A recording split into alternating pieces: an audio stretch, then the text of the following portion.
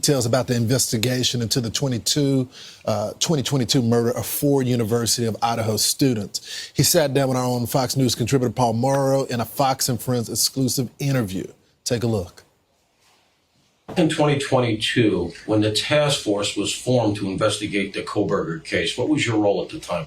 At the time, I was our services division commander. I was at rank of captain, and that position oversees our investigative unit. What was the feeling inside the task force as far as whether or not you were going to get there, whether you were going to solve this thing?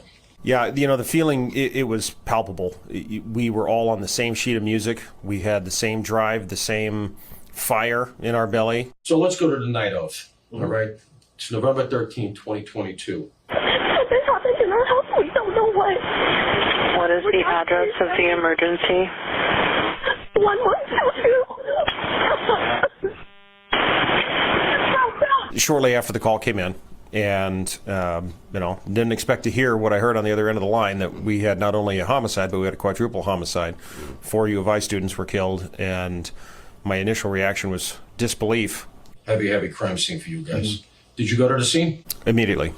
So, Chief, we're here at the site. Obviously, the house is gone. Where was the camera that had that video and audio that ended up being so dispositive?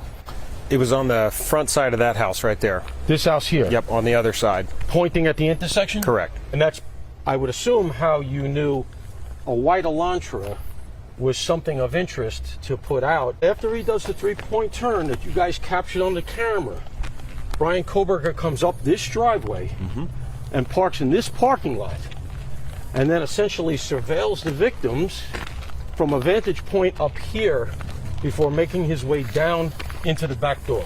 Correct. And these trees are a lot thinner. And from here, you were looking right down through these trees into the second floor of the home. And those sliding glass doors that were not locked. Correct.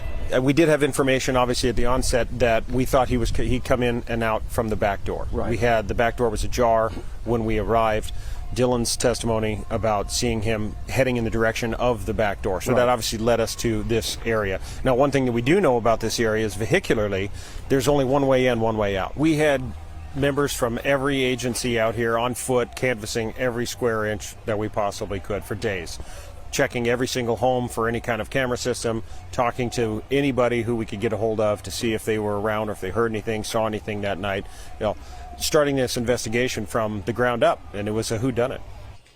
Were you guys aware inside the task force of the intense media interest in this and maybe some of the skepticism that began to develop whether or not you'd get a solve? Well, that was one part of this investigation that we certainly weren't ready for, or didn't think it was going to happen. None of us thought that this would turn into an international media event, and it caught us off guard. There's a lot of speculation online and elsewhere regarding what occurred in the house. What did you find when you got there? Upon arrival, the initial officers found Zaina and Ethan in Zaina's bedroom on the 2nd floor, and then on the 3rd floor in Maddie's room were Maddie and Kaylee. Why do you think he did not attack Dylan? Again, that's just pure speculation. We just don't know. Did he see her, definitely? From her recollection, if I recall, she did say that they looked at each other. Their eyeballs met. Correct. And yet he walks right by. Correct. There's all this speculation. Why didn't she call 911? Am I wrong in saying that even had she called 911, there was likely nothing that was going to be able to be done for the victims? That's correct. Dylan gives the description, and it's a pretty good description. It ends up being important, I believe. Body size, shape, body type, bushy eyebrows, balaclava. Was her description not an important piece of the puzzle? Certainly was. Yeah, it was helpful. And then once we identified the suspect, those details that she was able to give did match. There's some recent reporting that Kohberger was heard by Dylan literally saying Kaylee's name during the attack. That would argue, obviously, that he knew who was in the house by name and that there had to be some kind of a previous contact. Is that accurate? Did the task force hear this? Not that I can recall. I'm not quite sure where they got that report, but that doesn't seem accurate to me. So you don't remember hearing anything about him saying the name of Kaylee or any of the girls? Correct. The only thing that I believe was reported was that he said something someone heard a voice say something along the lines of, "It's okay, I'm here to help you." Why this house? Why these girls? What do you? Any theories from the task force? No, we weren't able to track down any connection. None whatsoever. None. Including online. Correct.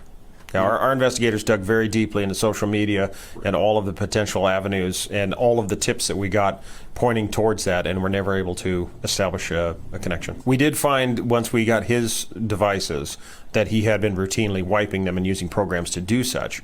But in all of our other dives into all of the social media of everybody involved, we weren't able to find any kind of a connection. Everybody wants to know. Everybody wants to know why. Why this house? Why these kids? And we just don't have that information, and I don't think we ever will.